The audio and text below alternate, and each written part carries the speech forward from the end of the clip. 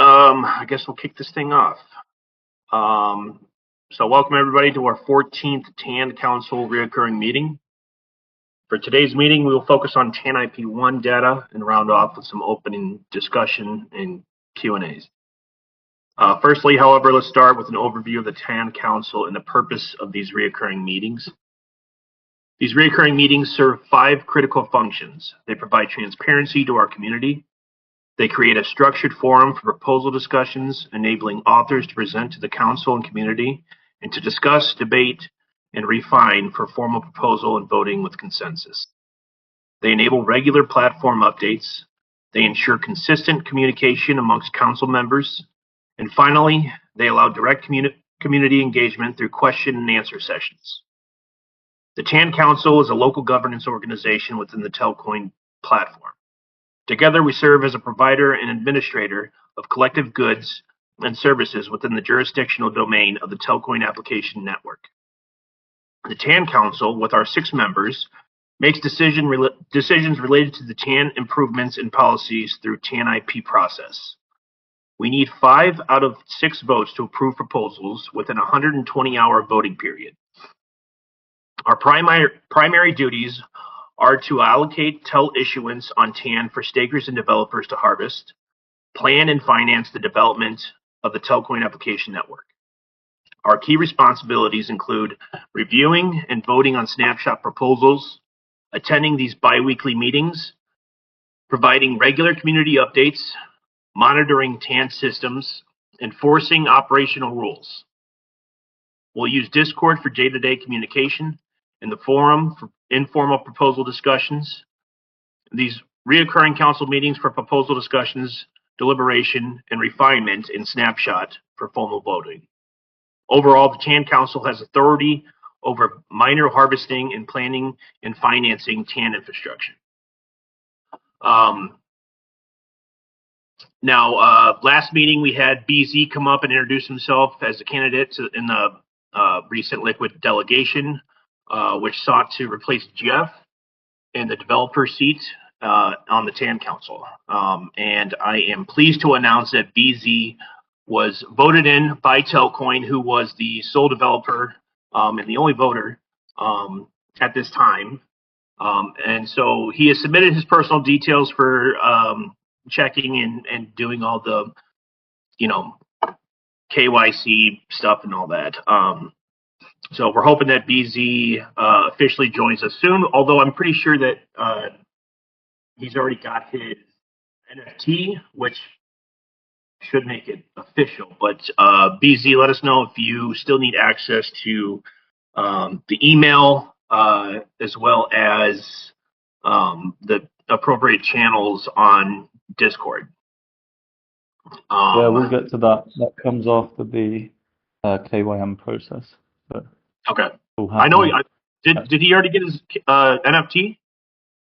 Yeah, the NFT has been transferred, but it could okay. still be revoked based on the outcome of. Based on his background, he's been up to some bad things in the past. Okay. I'm sure BZ will be just fine. I'm sure you're right. So we thought it would be interesting to have some in-depth discussion about the data surrounding TAN IP1 distributions. And so I'm still not even sure how to pronounce your name, Kanop. I'm going to call you Kanop. But he has created a presentation to run us through. So are you happy to come up here and present? Yeah. Can everyone see the screen I'm sharing?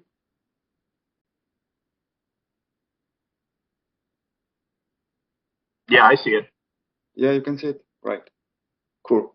First of all, I would like to clarify that most of the time I rounded or did not include the decimals to make the calculation easier. And just a last minute thing, I just added Andrew's table at the bottom right of a few pages, so we can maybe live talk about it as well.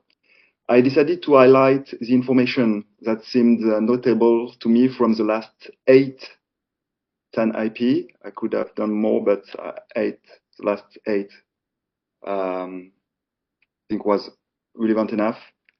On each page, at the top right corner, I displayed the gain multiplier in relation to the fees generated by each crew. So in last 7, the score was 1.15,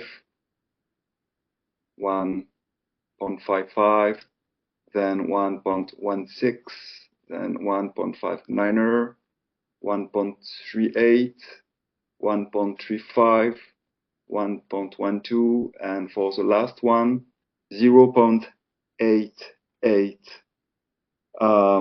So you notice that this win ratio has decreased over the last 5 periods, and for the first time, it has dropped below 1, meaning that for the first time, the rewards are now lower than the fees paid by the users. So now it will be really interesting to see what happens in the next coming weeks.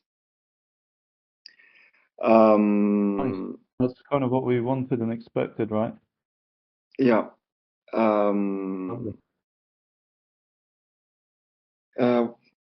Here on Andrew's page, we can see the cumulative missed tail. And since the beginning, there have been 3.6 million in missed rewards. So that's almost 1 week, a bit more than 1 week session. And here, just talked about the multiplier score, gain multiplier. Just below, for each session, you can see the total of undistributed rewards. So, and for this one, it's 170,000 TEL. So, on each page, I highlighted the addresses which did not stake any TEL. So, for the missed TEL. We can see that this amount is ultimately quite variable, but usually generated by about 10 addresses, which are also variable, except for the colored ones that appears regularly. Okay. So as I said, in almost every situation, the lost fees are due to addresses that haven't stacked at all. Moreover, we can observe that it's regularly the same ones. And what's most surprising is that 3 of them generate a large volume thanks to the referees. So I have colored the ones that appears regularly and specify the recurrence over the last 8 periods. So here you can see this one already appears 3 times, 2 times, 1, 2, 2, 2, etc. And we are just at the 3rd page here. Okay. So as I mentioned, I choose to analyze only the last 8 periods. And let's have a look starting from the last 5. Okay. The dark red address here appears here for the first time. This time it has staked and also generated volume through its referees. Okay. But there is a lose of about 80K. So that's a lot. And 70 others missing are for people who did not stack at all. As for the others, all of them have been present since the beginning and persist in not staking at all.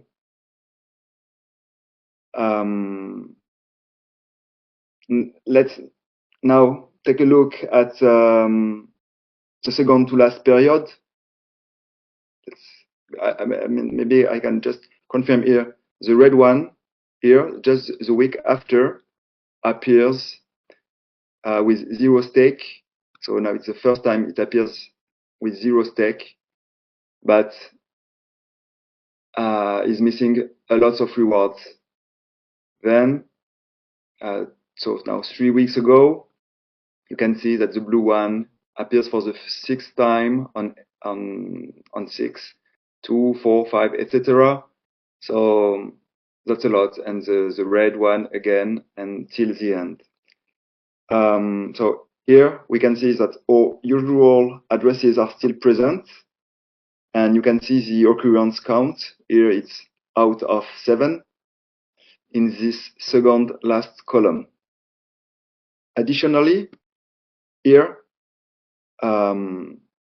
we have 2 linked addresses, referee and referrer, who hadn't stacked enough, but it appears that there were new users. But they will show no losses in the following period. And maybe, perhaps because the volume dropped to 38K in the next session, whereas here they were dealing with more than 200K. And finally, we can look at the latest period, so published last Wednesday. Once again, we can observe the occurrence. So it's out of 8, so meaning half of them have been present for 4 times or more out of 8, so that's a lot. We see our usual addresses again, some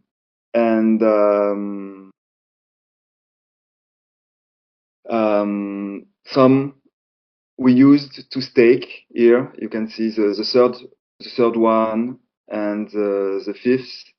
I was looking at this address. They were usually stacking, and I don't know why now they unstack everything, so they're losing the rewards. And I will try to check later what is their future behavior. So it will be worth monitoring that.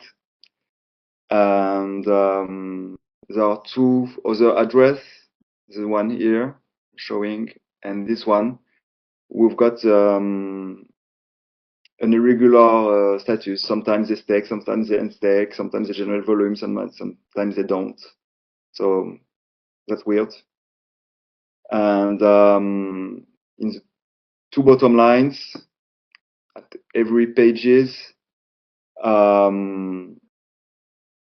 I wanted to monitor the 2 people who earn the most each time. So it's the top 2 winners. Here we can see the Andrews graph, where we can see the cumulative missed reward. So we arrived to 3.6 million.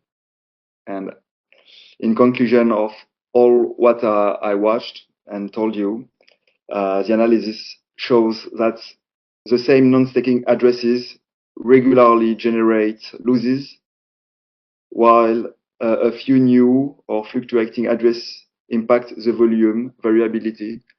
So really, I don't know how we can do, but I'm a bit concerned about the first 2 addresses, the red one and the blue one, which never unstake, but both generate a lot of referee fees. So it's a big lose for them, and I don't know if Dell Holding is able via the app to ping them to inform them about the situation. That's it. If you have some more question, if I haven't been clear on some point, or if you want to see some pages. No, that's great. That's great, Knoppsim. Thank you very much. It was cool to do this analysis on a kind of really on the wallet level. I was kind of thinking of taking like a higher level approach, but this is actually really interesting and I hadn't really considered it before. I think you raised some good points about those wallets that are clearly generating fees and have a decent network. Yeah, they're clearly kind of doing what we want them to do, but apart from the last bit of actually being staked. So yeah, it's definitely a shame that they aren't being rewarded for this when they could be. So it kind of suggests we need to get the word out more and make sure people understand how this works. And I guess the opportunity they're missing. So how best to do that, I'm not sure exactly, but it would be great to hear what the community thinks and if they have any suggestions for us and how we can kind of avoid these situations where people have done the work but aren't getting the reward.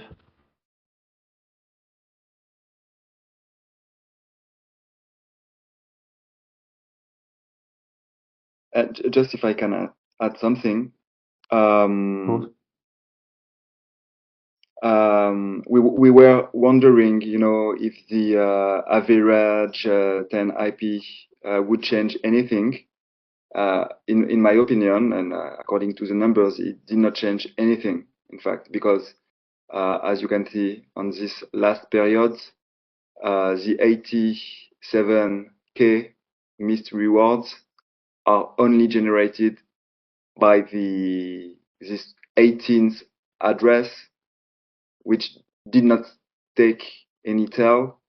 The previous week, it was a special week with the two address I just mentioned previously.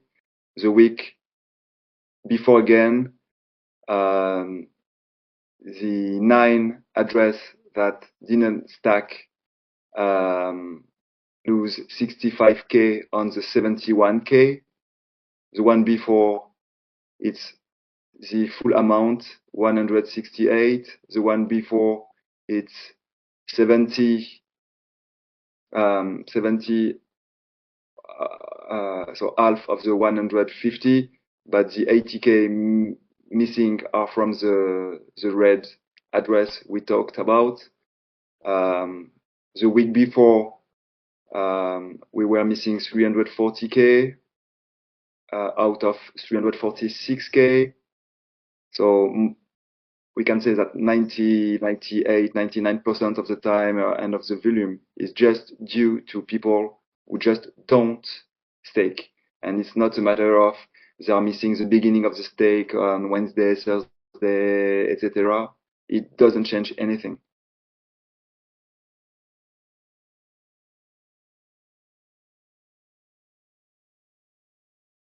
That's quite interesting, yeah. On that, I'm trying to wrap my head around it because if the stake they miss is based on their lowest stake during the week. Yeah, but for the end, there's no problem. But you can see that most of them, it's referee fees. So they are concerned about the Telcon app and they used their referee numbers to give it to some friends, etc. So that's quite surprising. They did not stake in order to get a share of the 3.2 million distributed weekly.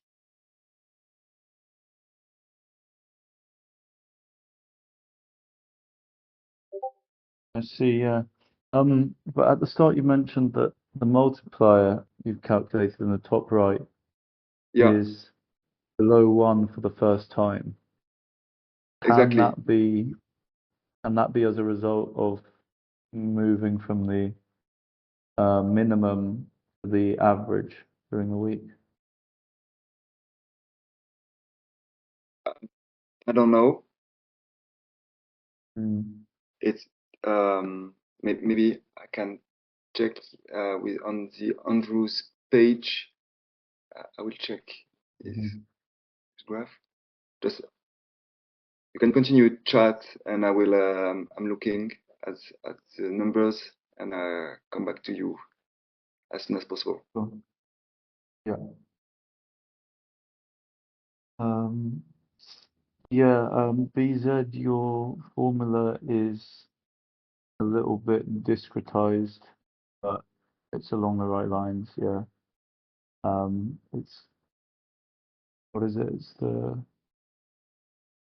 total, it will be like block by block, it's calculated. So where you have stake times days, so stake A times days A, that would actually be stake in block A times, I guess, the length of a block, which is fairly consistent. So you'll just be summing stakes at each block and then divide by the number of blocks in the period, however many blocks you get in a week. But yeah, that's basically the idea. So take more for longer, and that will raise your cap. And that doesn't really mean anything unless you actually reach the cap in terms of your trading activity and the trading activity of your network, the people you have referred to the app, essentially. Just to make sure that's all clear for everyone. As Knopasim kind of pointed out, the main people missing rewards are basically people who just haven't staked at all, and they're not aware of the staking system or that kind of thing. So they've given out their referral codes and everything, but they haven't actually staked, which is a bit of a tragedy. As Matthew says, yes, you can lead the horse to water, but it would also be nice to make sure that these people basically benefit from their actions in a maximum way, because these are people with network, these are people who have shared their referral code. So those are the kinds of people we want to be incentivizing to use the app and grow their networks and grow Telcoin, essentially. Yeah, it's also weird that like it's almost like you just handed the cashier a check and then you didn't take the money. Like, why wouldn't you do that? Yeah, essentially. It must be that they're just not aware of it, and I guess it's on us to try and get the word out Right. even wider. But yeah, it is definitely like a weird place to kind of end the story. Yeah, you That put they've given out do all that their effort code to. and Yeah. yeah, they've given out their code and without really understanding why they're doing that, which is kind of impressive. But Yeah. I guess we got some work to yeah, do. weird. Yeah, it would be interesting to actually look at those wallet transaction histories. Maybe they were from a different time or something, but yeah.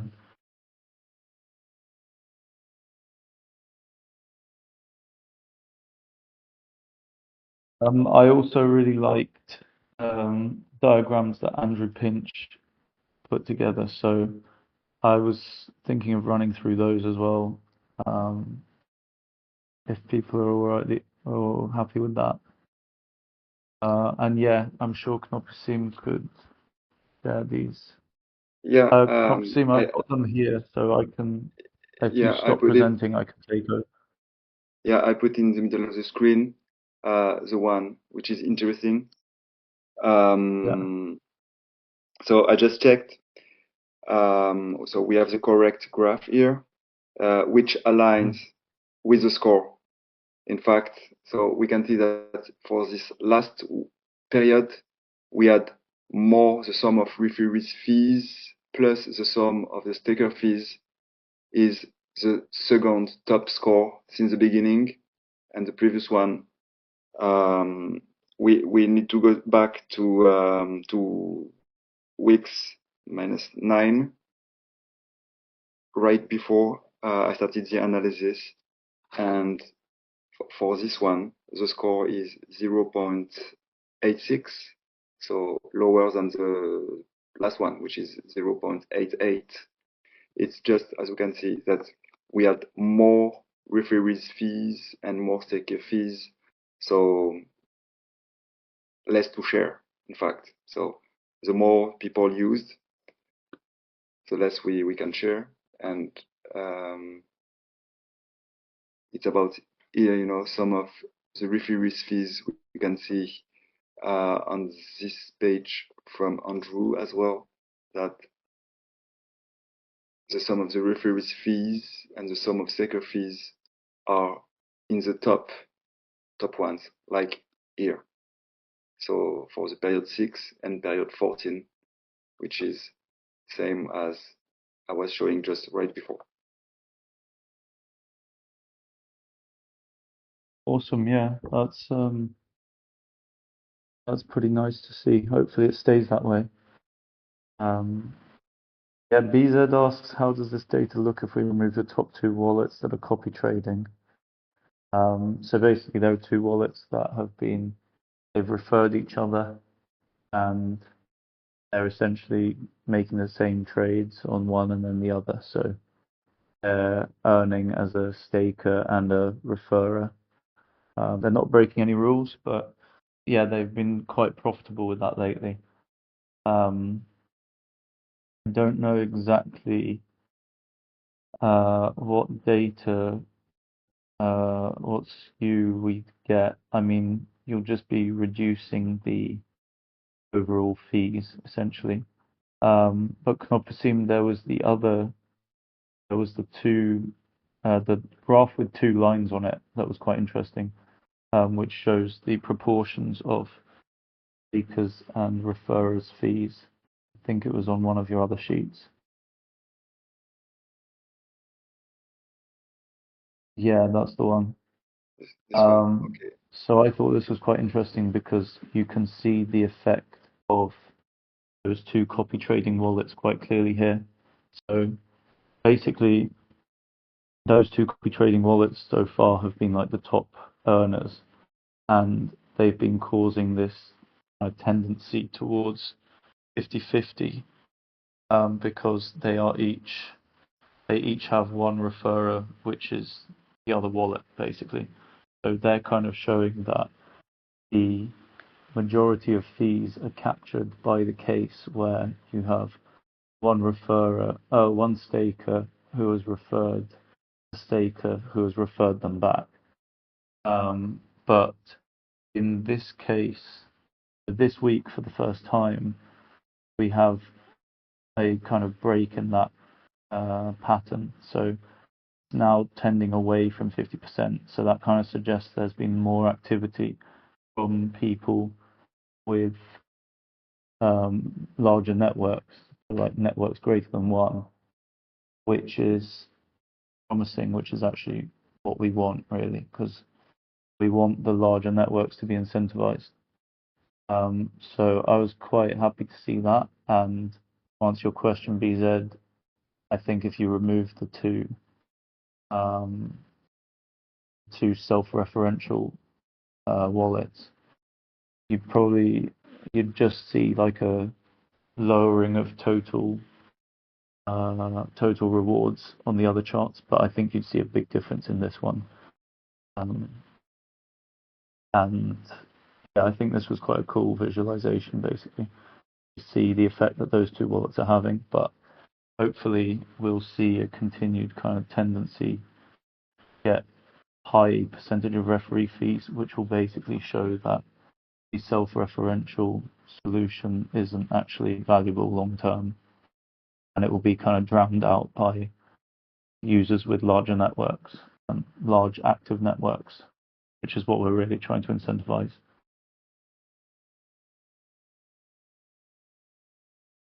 But yeah, I think that's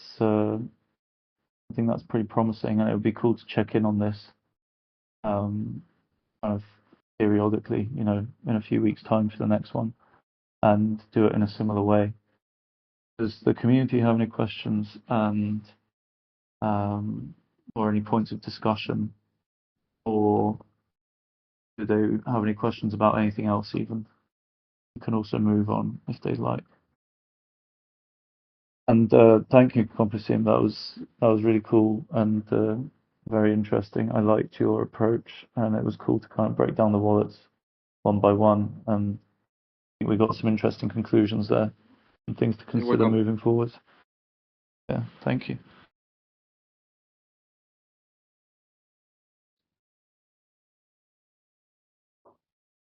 Any questions from anyone else?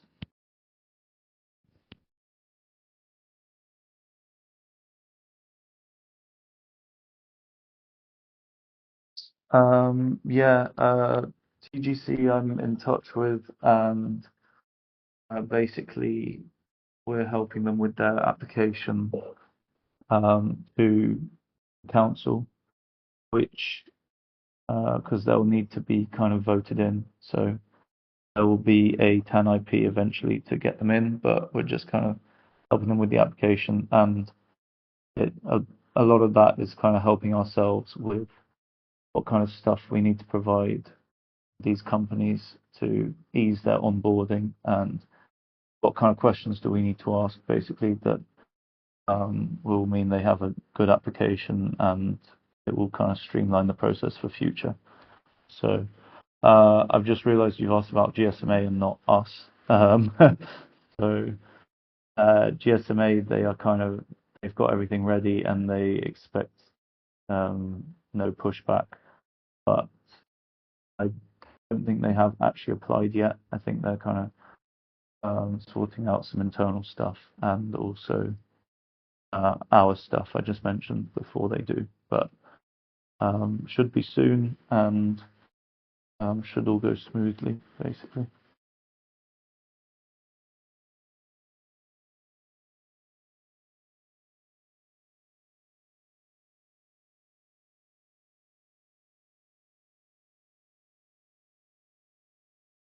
Any more? Anybody got any other questions?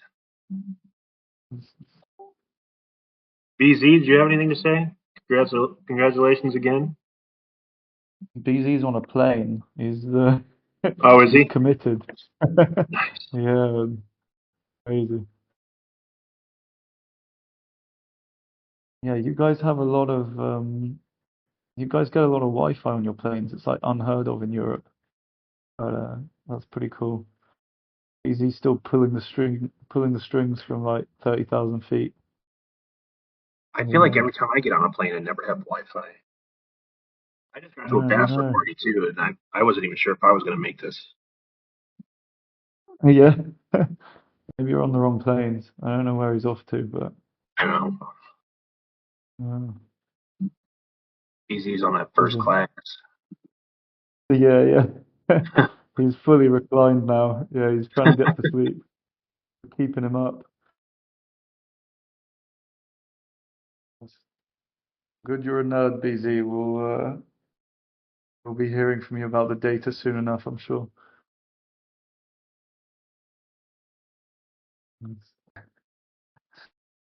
Cool, cool. Lovely stuff. Yeah, guess we can call it a day there. Awesome. Well, thanks everybody.